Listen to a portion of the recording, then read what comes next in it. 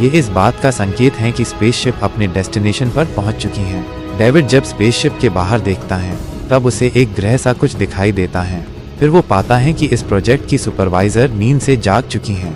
Supervisor उससे पूछती हैं कि वो सब कितने समय से नींद में थे।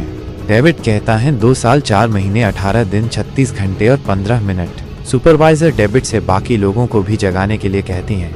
सुपरवाइजर सभी को एक में इकट्ठा करती हैं और सभी को एक 3D होलोग्राम दिखाती हैं, जिसमें वेलन कॉरपोरेशन के फाउंडर पीटर वेलन प्रकट होते हैं। वो कहते हैं कि उन्होंने ही इस मिशन की नींव रखी थी।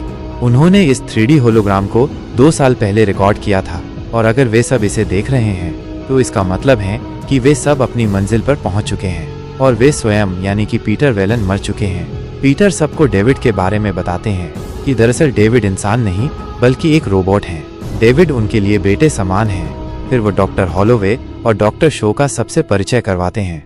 वे उन दोनों को इस मिशन का इंचार्ज बनाकर उन्हें मिशन की जिम्मेदारी सौंप कर चले जाते हैं। इसके बाद डॉक्टर हॉलोवे अपना प्रेजेंटेशन शुरू करते हैं। वो पृथ्वी पर हर जगह की गई पुरातत्व खुदाई की तस्वीरें दिखाते हैं। इजिप्ट, सुमेरिया, बेबीलोनिया, मेसोपोटामिया और सबसे हाल ही में स्कॉटलैंड में मिला 35,000 साल पुराना गुफा चित्र वो बताता है कि ये सभी प्राचीन सभ्यताएं हैं और हर सभ्यता के बीच सैकड़ों सालों का अंतर है।